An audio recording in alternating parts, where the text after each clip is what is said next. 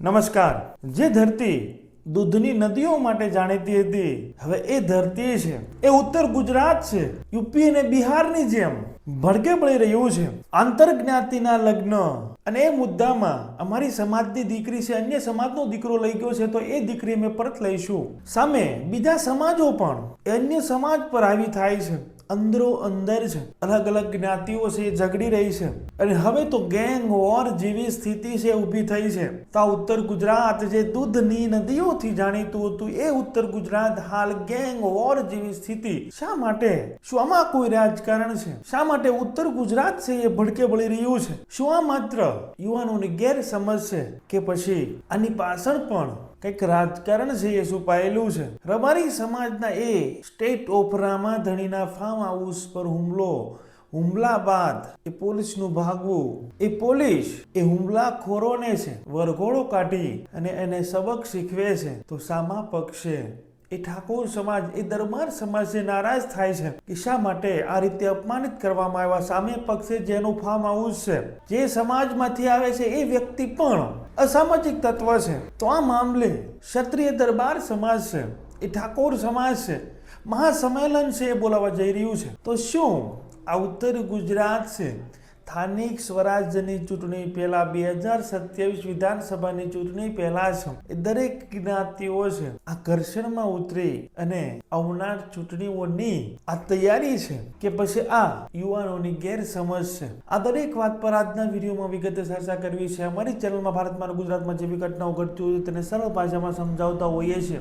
આવા નવા વિડીયો જોવા માટે અમારી ચેનલને તમે સબસ્ક્રાઇબ કરી શકો છો। તમારું એક સબસ્ક્રાઇબ કરવું, તમારે એક લાઈક કરવી, તમારે એક સરસ મજાની કમેન્ટ કરવી, જેનાથી અમને આવા નવા વિડીયો બનાવવા માટે પ્રોત્સાહન મળતું હોય છે। વિડીયોની શરૂઆત કરીએ। તમે આવું ન કરી શકો, આ અમારું ઘર છે, અમે નહીં જઈએ। આ ગેરકાયદેસર દબાણ છે, ખાલી કરો, અમે તેને તોડવા આવ્યા છીએ। આ ઘટનાની શરૂઆત છે એ ઉત્તર ગુજરાતની લોક ગાયિકા રબારી સમાજની કિંજલ રબારીથી છે શરૂઆત થાય છે। હવે એ દીકરી ચૌધરી સમાજના એક અશોક ચૌધરી નામના યુવાન સાથે છે એ ભાગે છે, અને આ ઘટનાથી પૂરા રબારી સમાજમાં, પૂરા માલધારી સમાજમાં છે રોષ વ્યક્ત થાય છે। યુવાનો છે મીડિયા સામે આવે છે કે આ દીકરીને અમે પરત લઈને રહીશું, અને એ માહોલ ગરમાય છે। હવે એ માહોલ ગરમાવાના કારણે છે ચૌધરી સમાજ અને રબારી સમાજ બંને બેસી સમજૂતી કરી, અને આ મામલો છે વધારે ઉગ્ર ન બને એ માટે એ દીકરીને છે એ પરત આપે છે। અહીં સુધી બધું ઠીક હતું। ત્યારબાદ રબારી સમાજને આ એક સફળતાના રૂપે જોઈ રહ્યા હતા કે રબારી સમાજ છે તેની દીકરીને અન્ય જ્ઞાતિમાં નહીં જવા દે।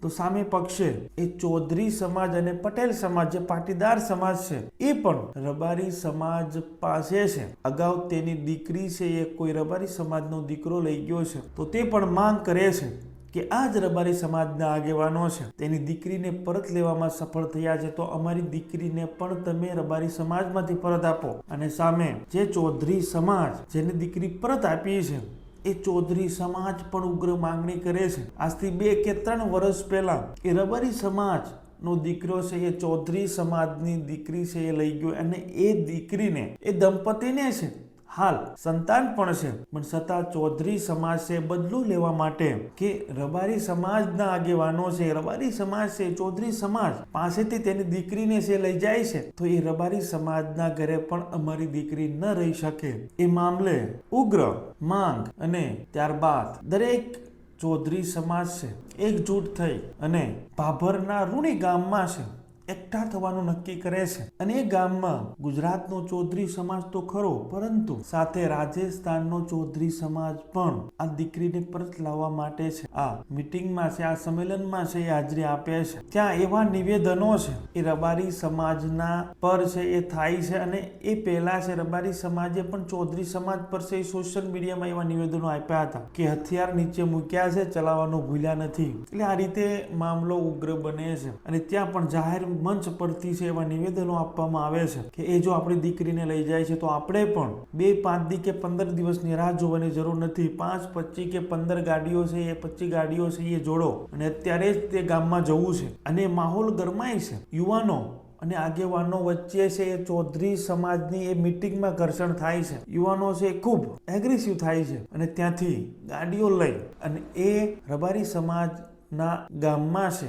જે ચૌધરી સમાજની દીકરી છે, જે 2 થી 3 વર્ષ પહેલા છે એ ગઈ છે, તેને હાલ સંતાન પણ છે, એ ગામમાં જાય છે અને એ ગામમાં જ્યાં રબારી સમાજના આગેવાનો સાથે છે, મહિલાઓ સાથે છે, ઉગ્ર બોલાચાલી થાય છે, તોડફોડ થાય છે અને હાઈવેને પણ ચક્કાજામ કરે છે. 3 થી 4 કિલોમીટર હાઈવે છે એ જામ થાય છે. પોલીસને ઈજા થાય છે. 35 થી 40 લોકોને છે એ ડિટેન કરવામાં આવે છે. આ ઘટના બાદ જેને એ સભામાં છે એવા નિવેદનો આપ્યા છે, એવા ભાષણો આપ્યા છે, જેનાથી આ માહોલ ગરમાયો છે, એવા દરેક લોકોને શોધીને તેના પર ફરિયાદ કરવામાં આવે છે અને હાલ એ મામલો છે શાંત પડે છે અને ત્યાં ફરી એક વખત ઉત્તર ગુજરાતના એ પાટણ જિલ્લાના જીલિયા ગામે છે રાત્રે એ ઘર્ષણ થાય છે અને ઘર્ષણ પણ એક નજીવી બાબતમાં જે પ્રાથમિક માહિતી મળી છે એ પ્રમાણે એક મંદિરના ફંડ ભેગું કરવા માટે 2 ગેંગ છે આમને સામને આવે છે અને એ પાટણના જીલિયા ગામમાં સ્ટેટ ઓફ રામાધણી નામે જે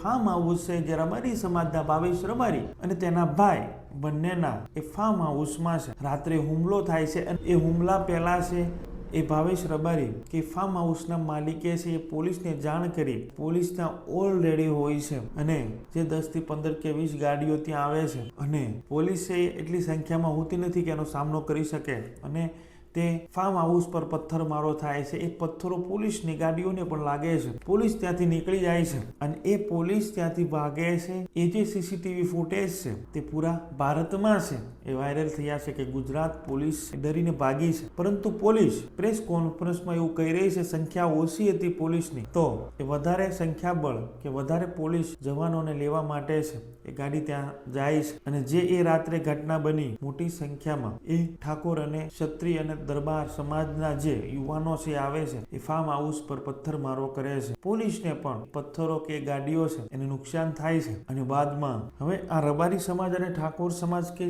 દરબાર સમાજ છે એ વાત છે એ સાઈડમાં રહે છે, પરંતુ સોશિયલ મીડિયામાં ન્યૂઝ ચેનલોમાં છે એવી વાત ફેલાય છે કે આ કોઈ ગેંગે છે પોલીસને પણ ભગાડી, પોલીસને પણ ભાગવું પડ્યું, પોલીસ પણ ડરી ગઈ. હવે એ સબક શીખવવા માટે છે પોલીસ છે તાત્કાલિક ધોરણે છે એ જે હુમલાખોરો છે એમાંથી 2 થી 3 લોકોને એટેક કરે છે, બાદમાં છે 18 કે 20 કે વધારે લોકોને છે એ ડિટેન કરે છે, તેની સામે ફરિયાદ કરે છે. રિકન્સ્ટ્રક્શનના નામે છે એ વરઘોડો કાઢે છે અને એ વરઘોડો પણ એવો જબરદસ્ત નીકળે છે, તેને ઉડબેટ કરવામાં આવે છે, તેને ધોકા જાહેરમાં મારવામાં આવે છે. જે ગુજરાત પોલીસ પર સાંટા ઉડ્યા છે એવું છે બીજી વખત ન થાય, પોલીસ પર હુમલો ન થાય એવું સબક શીખવા માટે આ કાર્યવાહી કરવામાં આવી હતી. પરંતુ એ ઠાકોર અને દરબાર સમાજે છે પોતાના સમાજના એ યુવાનો પર છે આ રીતે હુમલો કર્યો, એ ખોટું કર્યું છે. સામે પક્ષે જે સ્ટેટ ઓફ રામાધણી જે રબારી સમાજના જે વ્યક્તિ છે એ પણ ગુનાહિત ઇતિહાસ ધરાવે છે, એ પણ કોઈ સામાન્ય કે સાદો માણસ નથી. તો શા માટે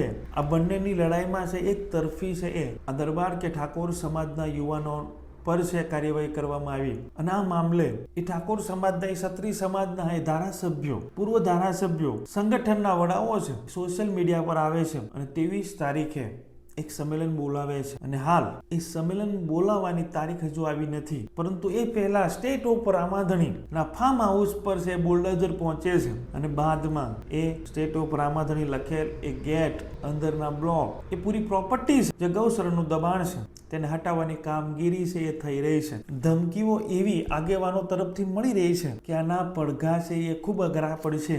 સ્થાનિક સ્વરાજ્યની ચૂંટણી આવી રહી છે અને એ ક્ષત્રિય ઠાકોર સમાજના મતો પણ ઉત્તર ગુજરાતમાં ખૂબ મોટી સંખ્યામાં છે. આ સ્થાનિક સ્વરાજ્યની ચૂંટણી બસ હવે જાહેર થવામાં છે અને જો ક્ષત્રિય ઠાકોર સમાજ છે નારાજ થાય છે તો એના પડઘા છે એને પરિણામ છે પલટાવી દેવા છે. સ્થાનિક સ્વરાજ્યની ચૂંટણીનું પરિણામ જો પલટે છે તો તેની અસર 2027માં પણ પડશે. વાત મૂળ છે એ રાજકારણ પર આવીને ઊભી છે. પોલીસે જે ક્ષત્રિય સમાજના યુવાન પર કાર્યવાહી કરી તેનાથી ક્ષત્રિય સમાજ છે, દરબાર સમાજ છે નારાજ થયો, એ ઠાકોર સમાજ નારાજ થયો. હવે તેની નારાજગી દૂર કરવા માટે એ સ્ટેટ ઓફ રામાધણી નામનું જે ફાર્મ હાઉસ છે તેના પર કાર્યવાહી થઈ રહી છે, તેના પર બુલડોઝર ચાલી રહ્યા છે. જોવાનું રહેશે આ ગેંગ વોર છે તેને કોણ સાવરી રહ્યું છે. શું એક આ ગેંગ વોરની પાછળ, આ દરેક જ્ઞાતિઓને ઝઘડાવવાની પાછળ ક્યાંક મોટું રાજકારણ તો નથી ને? આ ઉત્તર ગુજરાત જે ભડકે બળી રહ્યું છે તેના પર તમારું શું કહેવું છે? શું આની પાછળ કોઈ મોટું રાજકારણ છે કે આ યુવાનોને ગેરસમજ છે? તમારા વિચારો છે જરૂર કમેન્ટ બોક્સમાં છે રજૂ કરજો. અમારી ચેનલમાં ભારતમાં અને ગુજરાતમાં જે બી ઘટનાઓ ઘટતી હોય છે તેને સરળ ભાષામાં સમજાવતા હોય છે. આવા નવા વિડીયો જોવા માટે અમારી ચેનલને તમે સબસ્ક્રાઇબ કરી શકો છો. તમારું એક સબસ્ક્રાઇબ કરવું, તમારે એક લાઇક કરવી, તમારે એક સરસ મજાની કમેન્ટ કરવી, જેનાથી અમને આવા વિડીયો બનાવવા માટે પ્રોત્સાહન મળતું હોય છે. Thank you. નેક્સ્ટ વિડીયોમાં મળીએ.